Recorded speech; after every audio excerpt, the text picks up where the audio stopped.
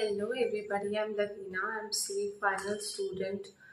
और इस वीडियो में हम बात करने वाले हैं कि कॉस्ट का जो सब्जेक्ट है, जो आपकी सेल्फ बेस्ड ऑनलाइन मॉड्यूल है, वो मेरी क्लियर हो चुकी है।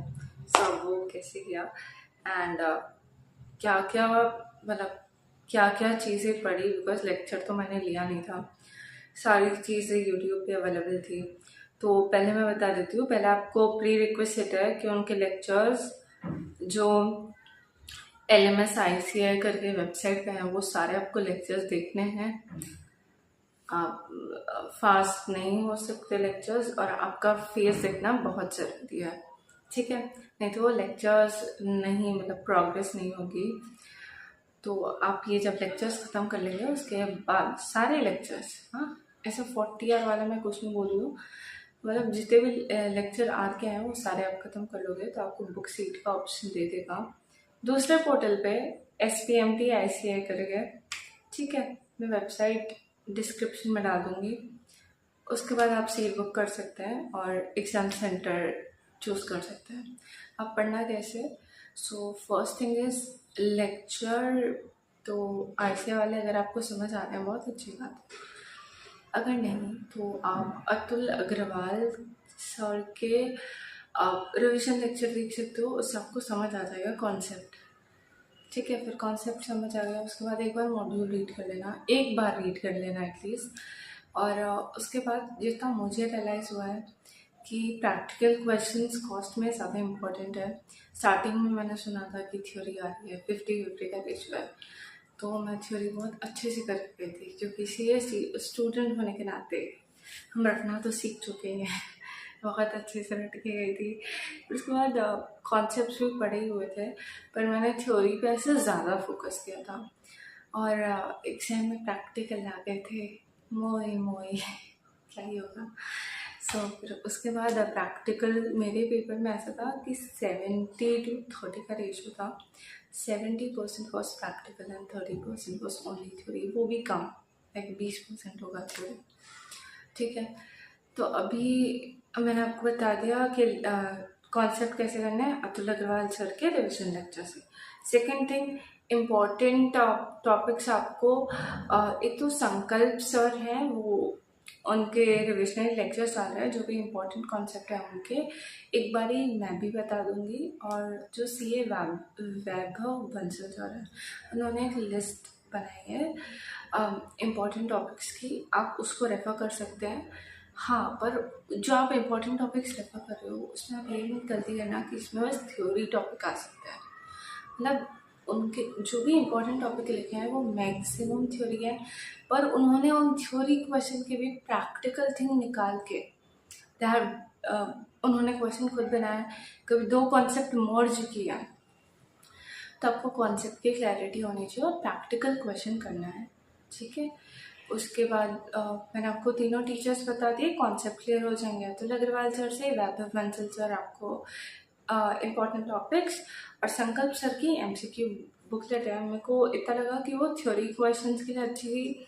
अब वो एक्चुअली डिपेंड करता है किसको थ्योरी क्वेश्चन मिल रहा है, किसको प्रैक्टिकल मिल रहा है, पर जितना मुझे समझ आया थ्योरी क्वेश्चन जल्दी अटेम्प्ट हो जाते हैं, क्योंकि अगर आपको आंसर पता है तो पता है, और प्रैक्टिकल क्वेश्चन में आपको निकालना पड़ता है, कभी गलत हो जाता है, कभी सही हो जाता है। एक बार मैं आपको इम्पोर्टेंट कॉन्सेप्ट बता देती हूँ जो मेरे एग्ज़ाम में आए थे और जो मोस्ट ऑफ द पीपल के एग्ज़ाम में आए हैं। तो एक तो अपना है manufacturing cycle efficiency, practical question है। ओवरऑल इक्विपमेंट इफेक्टिवनेस, ये सारे टॉपिक्स वैसे CA वैभव बंसल की उसमें भी लिखे होंगे PDF में, पर ये एक्चुअली मेरा पेपर प्रैक्टिकल बेस्ड था, तो प्रैक्टिकल बेस्ड आप करके जाओ, इसलिए मैं बता रही हूँ, ठीक है? उसके बाद ये डिविजनल ट्रांसफर प्राइसिंग में एक आता है मिनिमम ट्रांसफर प्राइस और maximum transfer price. Standard variance एक चैप्टर है, उसके वेरिएंस के सारे फॉर्मूलेस कर लेना, वो भी आते हैं। और वैल्यू फॉर मनी है, और वैल्यू फॉर मनी में ऐसा नहीं था कि वैल्यू फॉर मनी में प्रैक्टिकल क्वेश्चन था, आई नो थ्योरी टॉपिक है तो प्रैक्टिकल क्वेश्चन था। और ABC एनालिसिस, बैच कॉस्टिंग, ये भी है। और ये जो इंटरनेशनल टैक्सेशन का एक कॉन्सेप्ट है मॉड्यूल के पीछे वाला, और डिविजनल ट्रांसफर प्राइसिंग का क्वेश्चन है, वो करके जाना। और और हाँ, जो लास्ट वाला चैप्टर है केस स्टडी वाला 14th वाला, वो बिल्कुल रिलेवेंट नहीं लगा मुझे, ना पेपर में आया।